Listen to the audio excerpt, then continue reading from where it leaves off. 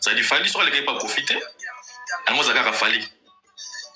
Ango zakaka Fali mon frère. Ben lokola nini vie ou bien chemin on demande à Krasaki qui est capable de profiter. Très bien, c'est ça. Pas profiter. C'est-à-dire là on ne peut pas discuter sur ça. Ben sur les gars pas profiter. Ango zakaka Fali. Parce que vision naïe Fali pour naïe à l'intérieur de lui, il fallait qu'un album azapé mutumunene. Fallait les gars mutumunene azala superstar. Ayeba na mokili. Très bien. C'est ça ce fallait qu'il y ait Ayeba na mokili. C'était son rêve en fait. Son rêve est qui bongo. Azala c'est-à-dire mutu oyo atiki histoire na musique ya Congo ou bien na Congo quoi. Souci na zaki ngwana. C'est-à-dire chemin ya Kofi lokole yaki ko pour boya ngote parce que busto to yeba rappel venir to be OK bon.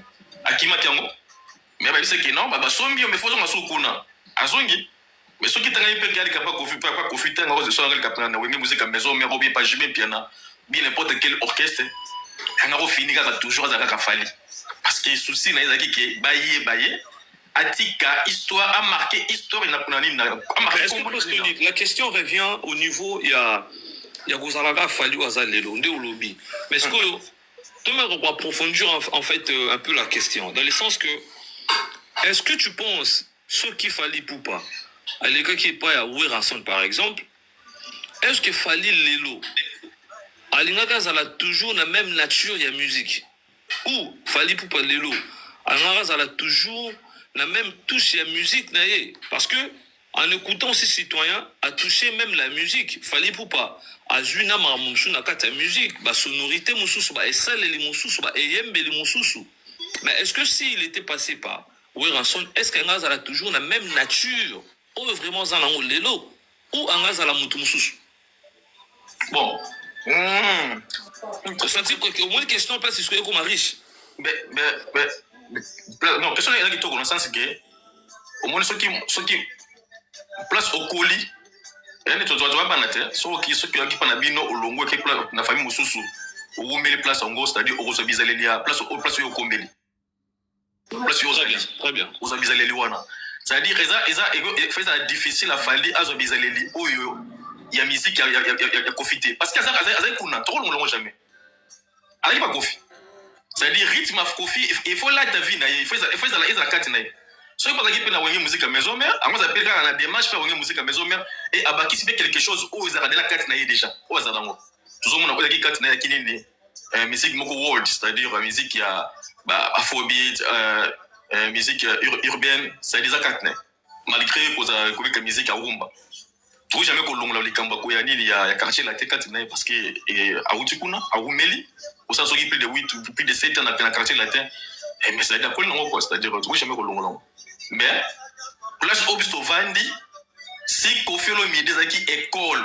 oyoke et pesa ka batu visibilité yango esala ka ba musicien mais c'est école mabe parce que batu tout ba leka kuna banel ba Suzuki ba Soleil ba babia bango tout wana la plupart de ceux qui basuki na nini na basuki na communauté ya nini ya Jonga si Kofi réellement yende quartier la te pesa ka batu visibilité et comme ça ka batu basta comment quand ils ont star moko ceux qui n'a Jonga mais c'est eux qui viennent insulter Fali Poupa c'est eux qui viennent encore dénigrer Fali Poupa pendant que bango tout baleka qui na école moko atani kamona na ya Feli Taizon si Feli Taizon azalaki na quartier latin et Kofi Olomide asala pe Feli Taizon mais fallait que ça peut être Taizon mususu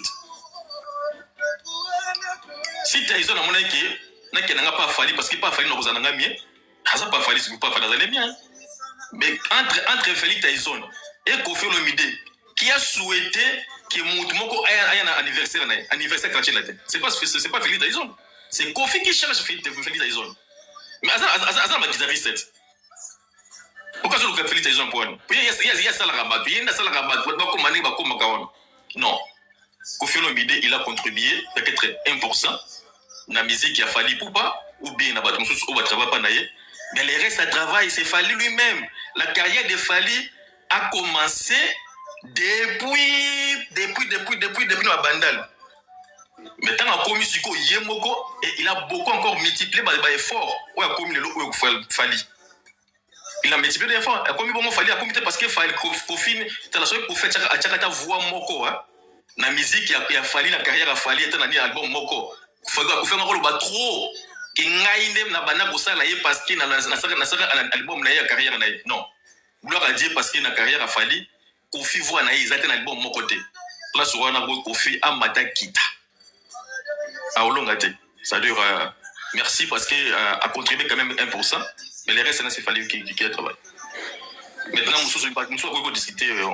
peut discuter sur ça, ça ne fait pas de problème. Nous analyse, bonsoir, la bande de Koutou, Bazoul Andabicho.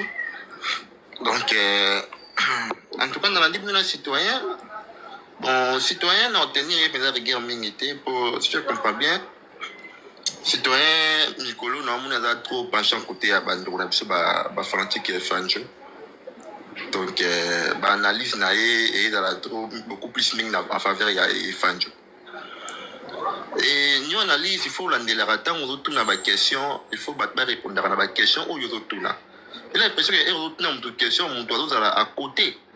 Il y a une question où il retourne. Il faut l'année à côté, car il y a bon côté parce que où il y a arche. Donc, soit une drôle, vous en live, vous allez concentrer. Il y a une question où tout nous répondre à la question où tout nous où taper à côté.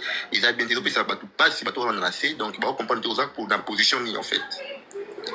Omoni lelo oyo utunike utu ba campus na mambia ya maison mère a la raté pour te répondre lobi moi likambwana maintenant quand on dit que non Kofi a sali fali mais il y a une façon ébélée il y a certaines fois wayo ba ki le matin au panel bon ba go la yo pe lobi au bofinga ki wera au buda ki wera nten ka ya fere na ya fali za ndenge monter Fere a outaki na wera na compagnie moko o bazaki ensemble ba mibale balongwe ba ye osala maison mère o bazwaki leader ba taki wera ensemble ndenge mote fali ayo kutada bazana ndenge mote soki gola ali ko toucher wera parce que les faits sont là que non wera a outaki na fere mais fali a outaki na karna Kofi et sika mote fali ayo comme ça et pas Kofi azaki na posa ya mutu moko ayebi ko bina ayebi ko yemba tindaki balukela ye et fali aye asali ki test après basali ni bazuye mais faire asala test na maison mère te et ça kamorote et puis tu aurais dit tout le monde que non ndenge Kofi a asala fali na image ya faire parce que rêve ya Kofi et ça qui que non makamtu o ba wengi zo sala bida la BCBG dans la maison mère yepé Kofi asala pe latino bongo. Et alors, à qui attend la maison mère, l'imère les affaires, avant de créer Fali. Basa n'a moi bosso o ya kachaka balata bila mandenge moko. Asali bon di magabato parce que bon linga raté le oyo papa on a moko papa o Kofi o azali légende na biso o Fali azokoma même pas dans lizaka na ya suka ya musapi. Bozo bakayebo compara kayebo pour na nini na ebité eza loyengi à Stade de France Tony. On respectera ba légende na biso. Basali mingi. Imaginez-vous que yon Kofi azaki na époque où on a internet ezalaki. Époque à Kofi imaginez que TikTok ezalaki, Instagram ezalaki ni ezandeni. Kofi asali combo ça ba réseaux sociaux. Na ba 1900 et quelques déjà Kofi ba yebi na ba Côte d'Ivoire, ba yebi na ba Tchad, ba yebi na ba Mboka belé, sans les réseaux sociaux. Et il faut pas oublier Kofi azo pela na mumbu na sa ba featuring na ye asali banzembu na ye. Et ça qui fait makambo nango. Mais est-ce qu'on s'est Fali oh il y a l'élo oh est-ce que Fali a droit chez moi Azaki capable de orbiter ça non il y a 20 000 places n'importe où là non si tu retournes dans Arsenal ayo sous dans Zénith si phénomène va combattre quoi au chité comme ça on va aussi que de ouais et puis Fali c'est du Kofi na makambo presque nyonso parce que d'abord Fali a longwe akina ba musicien quartier latin meilleur vocal il y a droit chez mes musiciens quartier latin Montana Kamenga na associé mais bon ni ma sonné et puis lelo équipe ya Kofi Olomide au bazana Kofi à l'époque bango bazana Fali lelo donc Fali a kinala ndako parce que Kofi on bon ba que non Fali à ça la Kofi bon ba lobby là le intervention citoyen à lelo mais moi ça m'étonne. Oui, si, il fallait contribuer à la quartier latin, voilà. Mais déjà, comme si nous fallait attendre sur les non, là, vous exagérez quand même. Ok, bah nous, Baloba. Bon, Je comprends que Batu Oyo, ok, c'est Nabango, ils ont souffrir déjà. C'est tout à fait normal, parce que les artistes, ils souffrent, les fanatiques souffrent. C'est-à-dire, c'est tout à fait normal. Comme il est basé, comme la musique, on peut bien dire, c'est-à-dire. Laissez parler de Fally Poupa parce que c'est leur travail. Nous, ça nous fait du bien quand certains fanatiques, il y a orchestre, il y a leader, ça prouve que Fally Poupa traumatise les gens, quoi, c'est-à-dire, c'est obligé, quoi, c'est-à-dire, ce sont des esclaves. tu penses que pour Tony Lelo, fan ya artiste mosusu, ou non, c'est ba date na poto, bazo la ta actualité na bino. Quelle que soit ils seront toujours esclaves de parler de Fally parce que c'est lui le flambeau de la musique congolaise, le seul et l'unique. Depuis Wendoti Lelo Oyo, c'est-à-dire Fally Poupa, à le 14 décembre 77 et le 14 décembre, place musique à Congo et Kotakina na UNESCO. C'est-à-dire, en fait, Fally, c'est à la destinée, quoi. C'est-à-dire, il faut les fanatiques nous souvent recontrer Makamba Fally parce que comme l'air artiste ne donne rien, il a rien du tout.